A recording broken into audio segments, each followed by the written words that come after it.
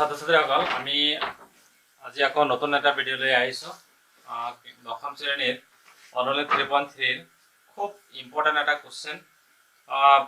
বহুতবাৰ মেট্ৰিক পৰীক্ষাত অহা দেখা যায়, এছএলচি ফাইনেল পৰীক্ষাত অহা দেখা যায়। কুৱেশ্যনটো হ'ল যে দুটা সংখ্যাৰ পাৰ্থক্য 26, এটা সংখ্যা 8ৰ 3 গুণ হ'লে সংখ্যা দুটা ওলোৱা। ইয়াতে দিয়া আছে ক্লাছ 10ৰ অনুশীলন 3.3 3 নম্বৰ যেটো আছে তলৰ সমস্যাৰ ক্ষেত্ৰত ৰৈখিক সমীকৰণ জোট গঠন কৰা আৰু প্ৰতিষ্ঠান পদ্ধতি ক্ষেত্ৰত সমাধান ওলোৱা। ইয়াৰে 1 নম্বৰ যেটা অংক দুটা সংখ্যাৰ পাৰ্থক্য 26, এটা সংখ্যা 8ৰ 3 গুণ হ'লে সংখ্যা দুটা ওলোৱা। গতিকে আমি এই কোশ্চেনটো লৈ আহিছো যে কোশ্চেন নাম্বাৰ 1 আমি সংখ্যা দুটা দিয়া নাই, গতিকে আমি সংখ্যা দুটা ধৰি লওঁ। ধৰা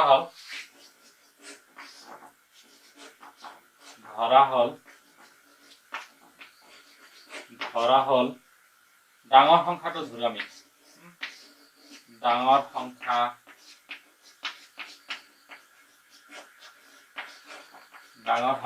ইকুৱেল টু আমি x বুলি ধৰি ললো আৰু সৰু সংখ্যাটো আমি কি কৰো, আমি কি বুলি ধৰিলো, y বুলি ধৰিলো। According to question প্ৰশ্নমতে কি দিয়া আছে যে সংখ্যা দুটাৰ পাৰ্থক্য দিয়া আছে কিমান, আমাৰ 26 বুলি কোৱা আছে। যে যদি ডাঙৰৰ পৰা সৰুটো বাদ দিয়া হয়, তাৰ মানে কি কৰা হয়, x ৰ পৰা যদি কি কৰা হয় y টো বাদ দিয়া হয়, তেতিয়াহলে কি হ'ব, আমাৰ 26 থাকি যাব। এটা আমাৰ এটা 1 নম্বৰ সমীকৰণ বুলি আমি ধৰি ললো যে 1 নম্বৰ সমীকৰণ এটা আমাৰ আকৌ কি দিয়া আছে, আৰু কি দিয়া আছে যে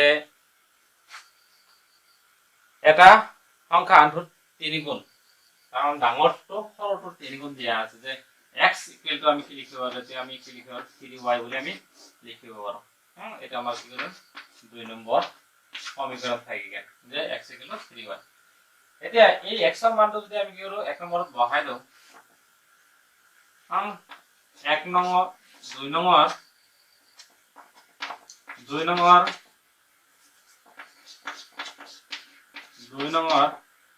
x এর মান 2 নম্বর x এর মান কি করব আমি 1 নম্বর বহাই দেব। 1 নম্বর বহাই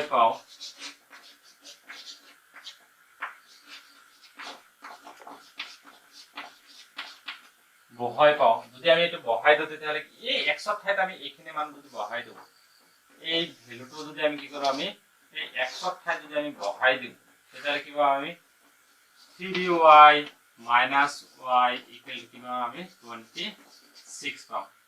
এরপর আমি কি লিখতে পারো যে 2y equal to 26 বলে আমি লিখিব পারো। 2y equal to আমি 26 বলে আমি লিখতে পারো। তারপর যদি আমি ইফালে আইছি, আমি এরপর আমি কি লিখতে পারো y equal to আমি কি লিখতে পারো, y equal to আমি কি লিখতে পারো 26 divided by আমি 2 লিখতে পারো। y equal to কিমান হ'ব, আমাৰ 13 হ'ব। এটো 2 26 বৰাবৰ গৈছে। এটা y মানটো আমি কি কৰো, যদি 2 নম্বৰত বহাই দিও, আকৌ আমি লিখো, আমি কি কৰো, আমি 2 নম্বৰটো আমি যদি ইমপ্লাইজ কৰি দিও, 2 নং ইমপ্লাইজ কৰাৰ লগে লগে আমি কি পাম, আমি যে x ইকুৱেল টু আমি কি পাম, আমি কি দিয়া আছে 3y দিয়া আছে। 3 into y পরিবর্তে আমি কি করি, এই y এর ভ্যালুটা আমি কি করব পুট আপ করে দেব। কি হবে 13 equal to x equal to কিমান হবে 3 * 39 39 কিমান হল 39। কারণ x এর ভ্যালুটা আমরা কিমান পেলাম, আমি 39 পেলাম, আর y এর ভ্যালুটা আমি কিমান পেলাম, আমি 13 পেলাম। এটাকে ডাঙৰ সংখ্যাটো আমাৰ কিমান 39 আৰু সৰু সংখ্যাটো কিমান আমাৰ 13। এটাকে নির্ণয় সংখ্যা দুটা ক্রমে আমার কিমান 39, 13। গতিকে ছাত্রছাত্রীসকল খুব ইম্পর্টেন্ট এটা কোশ্চেন, মেট্রিক পরীক্ষাত কিভাবে আহে।